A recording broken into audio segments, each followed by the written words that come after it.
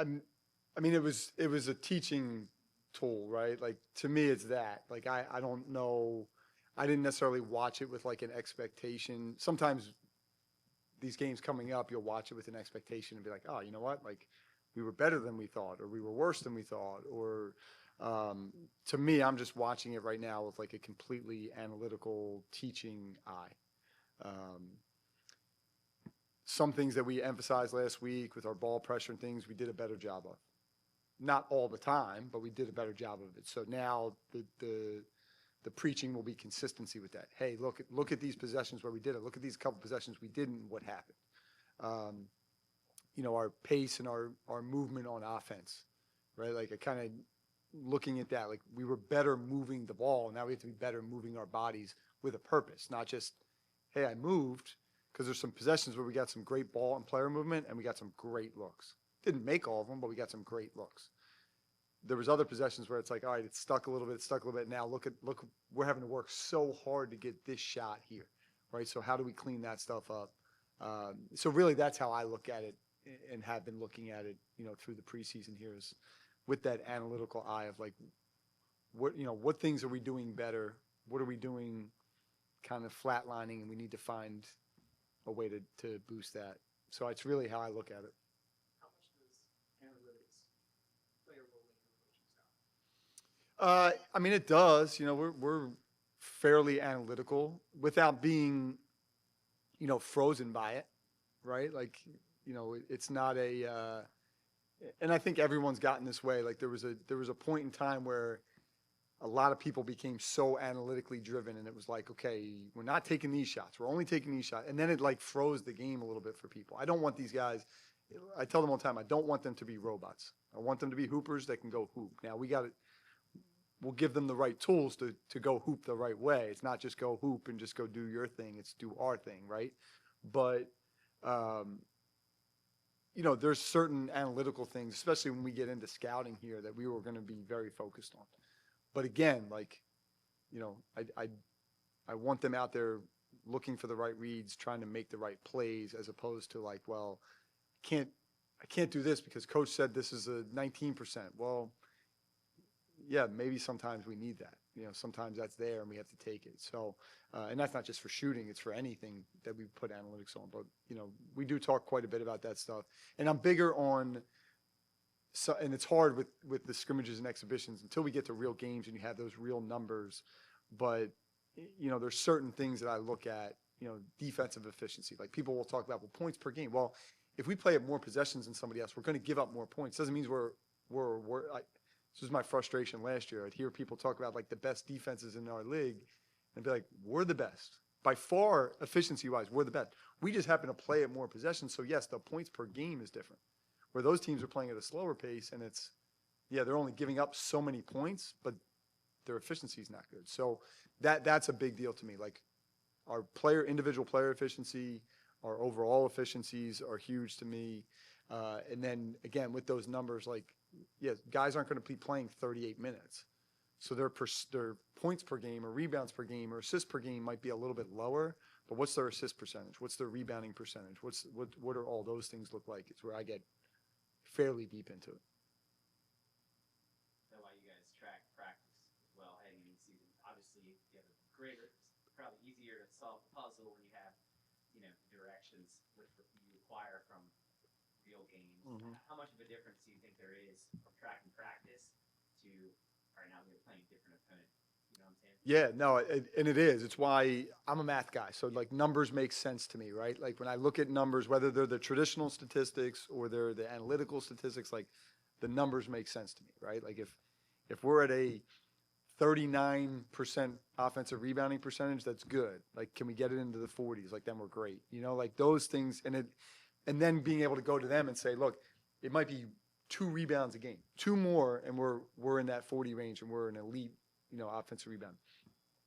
Same with like individual practice statistics, right? Like we track wins and losses. We track all the stats you track. We track some of the analytical stuff that we can in practice. It's harder in practice just because on a given day I can look and be like, I might look at it and go, man, our defense was really crappy today. But on the other side, you could be like, yeah, but your offense was really good. And that's happened. It happens a bunch of times through practice, or the other way around. Where now, when you get into games, you start looking at it and go, you know what? Like, all right, our offense is really clicking and looks really good against no matter who we played these 5 opponents. And all right, it's going in these games. Or our defense, hey, you know what? Like, we're not good enough right now defensively. Why? Right? It's a little harder in practice to do that, especially because they know stuff is coming. Right? Like, I call play, they know it's coming, they jump the play. It's hard to run the play. Defensively, hey, we're working on pressure. They know the pressure's coming, so now they know, like, all right, if I throw it here and then throw it there, like, that's going to break the pressure. So trying to gauge some of that gets hard. That's why this time of year and exhibitions and things like that are good, because you can get a little bit more of a feel of, all right, how is, Fairfield was breaking our pressure, running the guy up the sideline. We haven't talked about that, right? So now we see that, so now it's something we'll work on all week. So now we'll know when they throw it to a 5-man up the sideline, like, we're shutting everybody out there, that guy to bring the ball. We haven't worked on it. We just haven't talked about it. We haven't seen that as a situation yet. This fan base and community takes a lot of pride in the atmosphere that this place is capable of producing. Just your level of anticipation and any nerves or excitement surrounding being in that for the first time. Yeah, just excited for it. Like, just excited for these guys to experience it. It's funny, in our film session here shortly, one of the clips from the exhibition is, like a steal. We hit a 3, and then our pressure was kind of like just okay. And it's like, and Jimmy actually made the point. He's like, that's where, like, the roof's about to come off the Siegel Center, right? So now that'll be a different, different juice to them of like, hey, so we're going to show that today and talk about that, right? Like, this is now like capitalized, because that other team is like, yo, what are we going to do? We just turned the ball over. You just hit a 3. I can't hear myself think. Coach is trying to yell something. I have no idea what he's yelling. We have to take advantage of that. So it is something we're going to talk about and show them where we can show them, because, it's something we all have to be ready for Monday night, right? There's good and there's bad to it too. Like, there's, you don't want to be overly adrenaline rush because the crowd's so that we don't then execute what we need to execute. We want to execute what we need to execute on the floor, get the crowd juiced and buzzing, put that fear into that other team and that other uniform, and use that to spark us, especially those times where we get a little bit tired, and now we can use that juice, to push us through. Related to that, VCU built a reputation basically on defense. How helpful is it not only having a brother who experienced top 10 national defense this year, but Bradford Burgess, Brandon Rossell, who are legends here. How helpful has it been having those 3 to kind of hammer home the message, like, we play defense here. If you don't play defense, you don't walk on the court. How helpful? No, it's huge. I mean, it's, I think we talked about this after the game. Like, the misnomer with our style has always been like, well, the pace and the offense. It's like, no, it's built on defense. Like, if we get stops and we can get out, our best, we had some great transition possessions where it was just a great defensive stop and we're outletting, and now guys shooting a layup. Like, those are like, yeah, it goes for 2 on the scoreboard, but it feels like way more, right, when that happens to you on the other side. So we had a couple of steal, outlet, layup, rebound, outlet, layup. Like, those are crushing blows. So to have those guys that can, again, talk about, hey, this is the lineage that we're on, right, the history that we're following, the example that's been set of, like, we're going to go guard. And knowing that, listening to them and kind of witnessing from afar, like, knowing that this fan base, this community gets into that. Like, they're bought into that. It's not just, okay, on the court, we're bought in and we're going to really guard, but you have a group of people behind you that, like, that's what they want to see. That's what they appreciate. It works out perfect. It's why, when the opportunity came for me, I was like, well, this matches, like, my vision of what a program should look like, and it all comes together. And then to have those guys, Brad, Brandon, Jimmy, Brett, who was here previously, like, those guys that kind of know, all right, this is what VCU's been built on the defensive end. This is the swagger you need to have. Like, we didn't have that against Villanova. We walked in there like we were just any other team. Like, no, we're VCU. Like, we walk into these gyms like we're VCU. It doesn't mean we're going to win every game, but we're going to walk in there like we're some bad you-know-whats, and we have to have that mindset all the way across the board. You have 2 guys on your team that played in your system last year with Barry and Keyshawn. How have they helped the other guys know more about what you want to bring, and what have they brought to the table? Yeah, I mean, those guys are not overly vocal guys, but I know in their way that they've kind of not overly vocal like on the court in the midst of things, but I know off the court in those moments like they're kind of talking. And the other thing is they can talk about the improvement that is made, right? Like we were not a championship team in November last year. We weren't a championship team in December. We were January, February, March, and that's when it really mattered. So they understand that progression through the season of like, look, we have to keep going, right? Like we're going to stub our toe at some point in time. It's fine. We got to keep going. Hey, we're going to have a great win at some point. That's great, but we have to keep going. Like they understand that. And then the individual improvement, I think, is what's huge, really up until now, where they've really been able to kind of emphasize that with the other guys, right? Like, I mean, Keyshawn went from a guy that couldn't put into a game early in his freshman year to a guy that played 14 minutes in the conference semifinals and had like 8 and 6 against the best front court in the league. And you're like, all right, like this dude can play. And now he becomes a starter on a championship team. You know, Barry goes from, you know, a fledgling role at St. Bonaventure to, you know, a breakout year with us. And it was all because of the work and the development and the time and the extra shots and the film sessions and all that. So now when there's somebody that's sitting there going like, man, I don't really want to get some shots, I'll be like, yeah, if you do it, like if you stay consistent with it, this is what's going to happen. And have that, you know, have those examples right there and have those guys be able to, you know, verbalize those examples is huge for us. Long off season, you know, think back when you first got here, you know, all that off season's over, you know, game one's on Monday. How excited and how ready are the guys for the rookie game? Yeah, I mean, it's funny you say that because I thought about that driving here this morning. I think it's been like almost 7 months today or maybe tomorrow, like 7 months, and how fast that's gone, but how much has happened in that time. You know, getting the job, putting the staff together, putting together a team, keeping the guys we kept, adding the guys we added.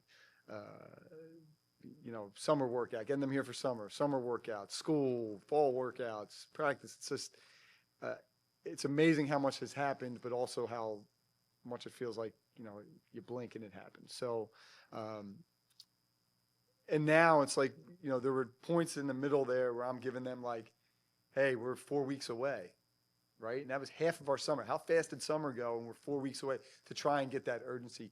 Well, now you're this close. Like, if you need to if I need to remind these guys today, hey, we play in 6 days and we got to have an urgency, then I'm failing them as a coach and we're not what I think we are, right? Like, so now you see it. Now you feel it coming. You know, it's like that week before Christmas where now you're like, all right, the decorations are a little bit, the lights are a little bit brighter, the decorations are a little bit, you know, whatever, the hot cocoa is a little bit tastier, like everything's like a little bit, you know, a little bit better. And that's, I think, how we all feel right now, you know, with those eyes coming, that Monday's right around the corner. What do you expect from Wagner on Monday? How are you preparing for game one? Yeah, I mean, it's a tough prep because they have one returning guy. They have some turmoil with, you know, some issues with the coach and who's coaching and, you know, no film. So it's a hard prep. And I'm trying not to let myself get too caught up. Like we have these 3 days here coming up, Tuesday, Wednesday, Thursday, where it's about us. Like these practices are strictly about us. We'll start with them on Saturday and Sunday. But yeah, it's a harder prep because you don't have a lot of continuity. And it's kind of what these early season games are in a lot of cases, but even more so with them, with whatever it is, 11, 12 new guys. You know, we kind of know who's going to be the coach, but, you know, even that's like a little bit kind of uncertain. You know, so we got to go do us. If we do us at a high level, you know, then we should be fine. Yeah, but I do know, competed against Wagner with many different coaches there. They're always tough. They're always physical. They really guard you. You know, they're exactly what we need to see. You know, somebody's going to come in here and try to punch us in the mouth, and we got to be ready to respond to that. Coach, what's it been like coaching with your brother on your staff? And just what has your family thought about their 2 little boys? Yeah, it's a lot of fun. You know, it's his birthday today, Jimmy's birthday today. So shout out to him for that. Him and Ahmad, we got double. This is our first double birthday, I think. We celebrate everybody's birthdays. We always sing to them before practice, so we'll have a double singing session before today. But it's a lot of fun. I mean, We really, in the last, I graduated in 2003 and moved to Connecticut. So in the last 20 plus years, we haven't been in the same place. You know, he was at Robert Morris, I was at Niagara. He was at Rutgers, I was at Niagara and then Delaware. And then, you know, so we have not even lived in the same area, right, to really see each other. You know, so it was always a treat to be able to see him and Julie and the girls, you know, maybe once a year if we were lucky, you know, a lot of FaceTime. So to be here every day, I always knew how good he was at this, how organized, how detailed, how meticulous. But to see him every day, his handwriting is way better. His handwriting is like a printer. Mine is like I wrote it with my foot. So we have plenty of differences there. But yeah, just how he is, the way he operates with people, the way he operates with the guys, how he is on the floor, his intensity. He's not quite the pain in the ass that he was when we were younger, but he still has that competitive spirit. He was the guy in, you know, all the CYO games and whatever that was like always starting trouble with somebody and mouthing off and diving in people's legs and you know, things like that. That still comes out every once in a while. Not nearly as much, but. Are you guys a foil to each other at all? I don't know. Do you like in your coaching styles and how you approach personnel management? Do you contrast? No, I think we have a good balance of there's plenty of similarities, you know, and again, coming from where we come from, it's always been about people. That's what my dad's always preached, about the people. Make sure you take care of the people. Take care of the people. So I think we both are good at that, right? Like I think we both have a feel for that. Like, all right, like who needs their arm around them? Who needs the kick in the butt? Who needs the pat in the back? And I see that with him. Like I see him really good with that. Like when I'm in there with my door closed trying to get something done and I look up and I see a guy walk by and I know like really all those guys have done a really good job at that. But I know that guy's going to sit with Jimmy or sit with Chris or sit with Brett, and it's going to be something very valuable, you know. And then that guy's leaving, you see another one walking down the hallway. So they're all really good at that. But yeah, I mean, from where we're from, that's always been a big emphasis: the people, the people, the people. You talked on Sunday a little bit about how the depth of this group has kind of made you adjust and alter how you think about rotations and how many guys you want to play. How do you see yourself as you get closer to the season over here, kind of adjusting how you think about how deep you want to go, groupings you want to play together based on how many guys you want to get out on the board? Yeah, I mean, we'll definitely be deeper than any of the teams I've had before, you know, and play more guys that way.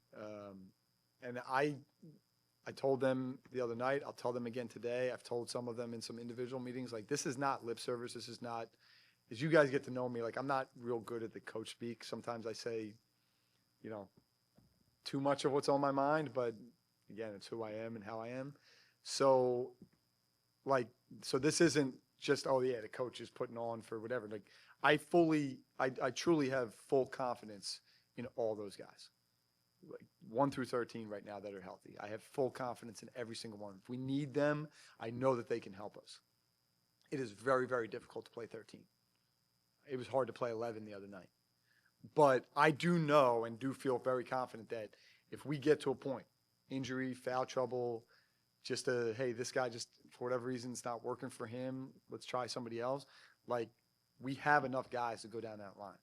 Now, again, there's going to be nights where guys are going to have to make that sacrifice, right? Like, yeah, I'm good and I feel good and I'm ready to go, but you know what? That other guy, he just hit 3 shots in a row, so he's got to stay. Like, we got to extend his run a little bit.